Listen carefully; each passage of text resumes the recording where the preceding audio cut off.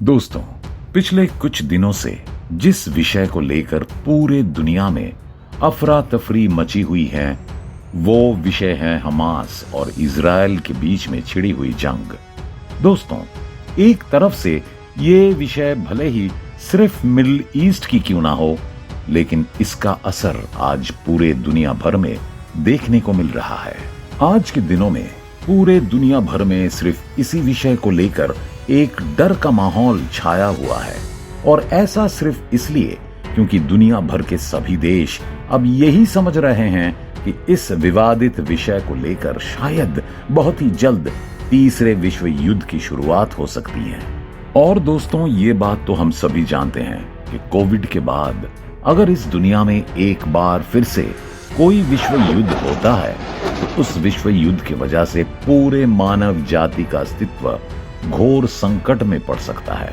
और इजराइल और हमास के बीच में अभी जो माहौल चल रहा है, उसके चलते दुनिया भर के बड़े से बड़े दिग्गजों का भी यही मानना है कि शायद वो घड़ी अब एकदम करीब आ गया है। लेकिन दोस्तों, क्या आप ये जानना नहीं चाहेंगे कि इजराइल और हमास के बीच में इस दुश्मनी का शुरुआत कहां से हुई है? क्या है इस दुश्मनी का इतिहास? इस जंग के अंदर कौन सा पक्ष सही है और कौन सा पक्ष गलत? अगर आप भी इन सवालों का जवाब ढूंढना चाहते हैं तो दोस्तों, हमारे आज के इस वीडियो को अंत तक जरूर देखते रहिए, क्योंकि दोस्तों, हमारे आज के इस वीडियो में हम आपको इन सवालों का जवाब देने जा रहे हैं।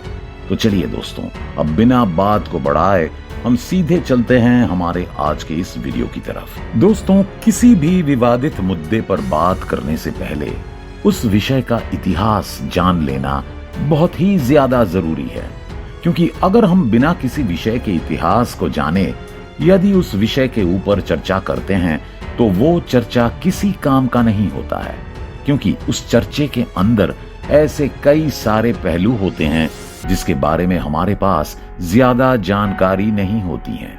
इसलिए सबसे पहले हम इजराइल के इतिहास को जानने की कोशिश करेंगे। तो चलिए आगे बढ़ते हैं। इजराइल और फिलिस्तीन के बीच इस संघर्ष की शुरुआत प्रथम विश्व युद्ध के समय हुई थी।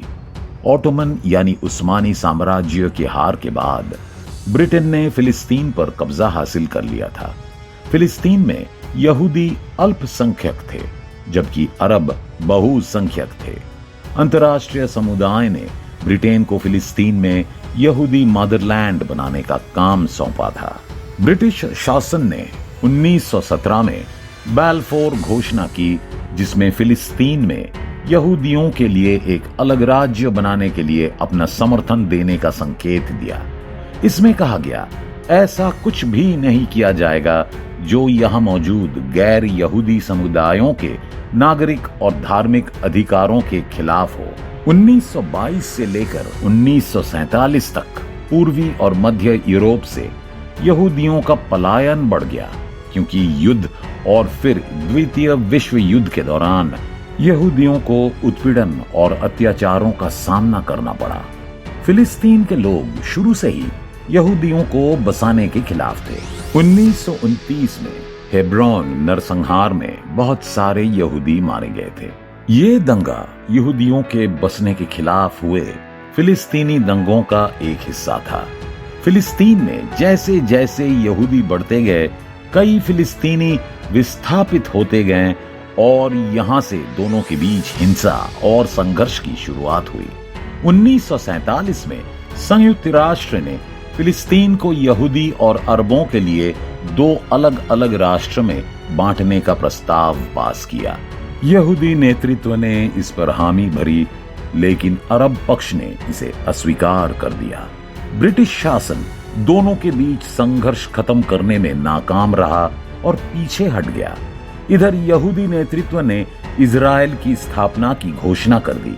संयुक्त राष्ट्र महासभा UNGA ने तत्कालीन फिलिस्तीन को स्वतंत्र अरब और यहूदी राज्यों में विभाजित करने का जो प्रस्ताव पारित किया, उसे अरब नेताओं ने खारिज कर दिया था। 14 मई 1948 को यहूदी नेतृत्व ने एक नए राष्ट्र की स्थापना की घोषणा की और इस तरह इजराइल अस्तित्व में आया। इसी साल कई अरब देशों ने इजराइल पर हमला बोल दिया। इस लड़ाई में फिलिस्तीनी लड़ाकों ने बढ़ चढ़कर हिस्सा लिया। इस जंग में यहूदी भारी पड़े।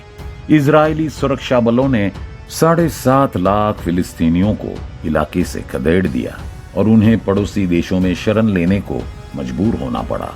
युद्ध अगले साल शांत हुआ और संयुक्त राष्ट्र की ओर से आवंटित क्षेत्र का ज्यादातर हिस्सा फिलिस्तीनियों ने गंवा दिया। इजराइल के यहूदियों ने इसे स्वतंत्रता संग्राम कहा, जबकि फिलिस्तीनियों ने इसे द कैटास्ट्रॉफी या अल नकबा यानी तबाही कहा। तो दोस्तों, अब तक तो हमने ये जानने की कोशिश की है कि इस इजराइल राष्ट्र का निर्माण कैसे हुआ है। लेकिन दोस्तों, अब जो सवाल हमारे मन में और यकीनन आप लोगों के मन में भी जरूर चल रहा होगा कि जेरूसलम शहर को इस जंग का मुख्य कारण क्यों कहा जा रहा है। मुझे पता है कि आप लोगों में से जो भी कुछ ऐसे विवादित विषय के ऊपर चर्चा करने की रुचि रखते हैं, उन लोगों को ये बात जरूर पता होगी कि जेरूसलम शहर को लेकर भी हमास और इजराइल के बीच में ये ऐसे संघर्ष चलते रहते हैं। लेकिन इसका कारण क्या है? आइए अब जरा इस विषय के ऊपर चर्चा करते हैं। संघर्ष के केंद्र में जेरूसलम क्यों? 1948 की जंग में फिलिस्तीन का काफी सारा हिस्सा इजराइल के कब्जे में आ चुका था। 1949 में एक आर्मिस्टिस लाइन खींची गई जिसमें फिलिस्तीन के 2 क्षेत्र बने, वेस्ट बैंक और गाजा। गाजा को गाजा पट्टी भी कहा जाता है और यहां करीब 20 लाख फिलिस्तीनी रहते हैं। वहीं वेस्ट बैंक इजराइल के पूर्व में स्थित है, जहां करीब 30 लाख फिलिस्तीनी रहते हैं। इनमें से ज्यादातर मुस्लिम अरब हैं। वेस्ट बैंक में कई यहूदी पवित्र स्थल हैं, जहां हर साल हजारों तीर्थ यात्री आते हैं। जेरूसलम विवादित क्षेत्र के केंद्र में है, जिसको लेकर दोनों देशों के बीच शुरू से ही ठनी हुई है। इजरायली यहूदी और फिलिस्तीनी अरब दोनों की पहचान, संस्कृति और इतिहास यरूशलेम से जुड़ी हुई है। दोनों ही इस पर अपना दावा करते हैं। यहाँ की अल अक्सा मस्जिद, जिसे यूनेस्को ने विश्व धरोहर घोषित कर रखा है, दोनों के लिए बेहद अहम और पवित्र है। इस पवित्र स्थल को यहूदी टेम्पल माउंट बताते हैं, जबकि मुसलमानों के लिए ये अल हराम अल शरीफ है। यहाँ मौजूद डोम ऑफ द रॉक को यहूदी धर्म में सबसे पवित्र धर्म स्थल कहा गया है, लेकिन इससे पैगंबर मोहम्मद का जुड़ाव होने के कारण मुसलमान भी इसे उतना ही अपना मानते हैं। इस परिसर का मैनेजमेंट जॉर्डन का वक़्फ़ करता है, लेकिन सुरक्षा इंतजामों पर इजराइल का अधिकार है। अल अक्सा मस्जिद परिसर को लेकर लंबे समय से दोनों देशों के बीच विवाद होता आ रहा है। 2 साल पहले 2021 में 11 दिनों तक खूनी संघर्ष हुआ था, जिसमें कई जानें गई थी। यहाँ मुस्लिम नमाज पढ़ सकते हैं, लेकिन गैर मुस्लिमों को यहाँ केवल एंट्री मिलती है, लेकिन इबादत करने पर पाबंदी लगी है। पिछले दिनों यहूदी फसल उत्सव सुक्कोट के दौरान यहूदियों और इजरायली कार्यकर्ताओं ने यहाँ का दौरा किया था, तो हमास ने इसकी निंदा की थी। हमास का आरोप था कि यहूदियों ने यथास्थिति समझौते का उल्लंघन कर यहाँ प्रार्थना की। तो दोस्तों, अब तक तो हमने इस विषय के ऊपर चर्चा कर लिया है कि इजराइल राष्ट्र का निर्माण कैसे और क्यों हुआ था। इसके साथ साथ हमने ये जानने की भी कोशिश की है कि जेरूसलम शहर को क्यों इस जंग का केंद्र बिंदु कहा जाता है। लेकिन दोस्तों, अब हम जरा ये जानने की कोशिश करेंगे कि ये हमास आखिर कौन है, इनका इतिहास क्या है और आखिर ये आतंकी संगठन चाहते क्या है। तो चलिए अब हम जरा इस विषय के ऊपर थोड़ी चर्चा कर लेते हैं। क्या है हमास, आखिर चाहता क्या है? 1970 के दशक में फिलिस्तीन ने अपने हक के लिए आवाजें उठानी शुरू की। यासिर अराफात की अगुवाई वाले फतह जैसे संगठनों ने फिलिस्तीनी लिबरेशन ऑर्गेनाइजेशन PLO बनाकर इसका नेतृत्व किया। इजराइल पर हमले भी किए। करीब 2 दशक तक रह रहकर लड़ाइयां चलती रही 1993 में पीएलओ और इजराइल के बीच ओस्लो शांति समझौता हुआ। दोनों ने एक दूसरे से शांति का वादा किया। इसी बीच 1987 में फिलिस्तीनी विद्रोह के दौरान हमास यानी हरकत अल मुकावामा अल इस्लामिया का उभार हुआ। इसकी स्थापना की शेख अहमद यसीन ने, जो 12 साल की उम्र से ही व्हील चेयर पर रहा। 1 साल बाद हमास ने अपना चार्टर पब्लिश किया, जिसमें इजराइल को मिटाकर फिलिस्तीन में एक इस्लामी समाज की स्थापना की कसम खाई। इजराइल और फतह के बीच हुए ओस्लो शांति समझौते की हमास ने निंदा की। 1997 में अमेरिका ने हमास को आतंकी संगठन घोषित कर दिया, जिसे ब्रिटेन और अन्य देशों ने भी स्वीकृति दी। 2000 के दशक की शुरुआत में दूसरे इंतिफादा यानी विद्रोह के दौरान हमास का आंदोलन हिंसक होता चला गया। 2005 में गाजा पट्टी पर इजराइल के अधिकार छोड़ने के बाद हमास ने उस पर कब्जा कर लिया। 15 सदस्यों वाले पॉलिट ब्यूरो के माध्यम से संचालित होने वाले हमास के मुखिया अभी इस्माइल हानिये हैं। बताया जाता है कि वे कतर की राजधानी दोहा से इसकी कमान संभालते हैं। इसके मिलिट्री विंग की कमान मारवान ईसा और मोहम्मद दईफ के पास है। फंडिंग की बात करें तो ईरान इस वक्त हमास का सबसे बड़ा मददगार है, जिस पर हर साल करीब $100 मिलियन की मदद करने के आरोप लगते हैं। ताजा संघर्ष के लिए ईरान पर हमास को उकसाने के आरोप लग रहे हैं। ब्लूमबर्ग की रिपोर्ट के अनुसार ईरान में हुई कई बैठकों के बाद हमास ने इजराइल पर हमला किया। इजराइल को खत्म कर हमास नया फिलिस्तीन बनाना चाहता है। वो पूरे इलाके को फिलिस्तीन घोषित कर यहां इस्लामी साम्राज्य की स्थापना करना चाहता है।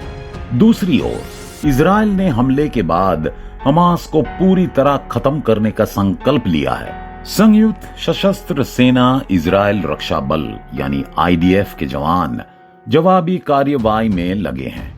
तो दोस्तों, इस जंग के अंदर जो मुख्य किरदार है, हमने अब तक उन दोनों के इतिहास को बहुत ही अच्छी तरह से जान लिया है।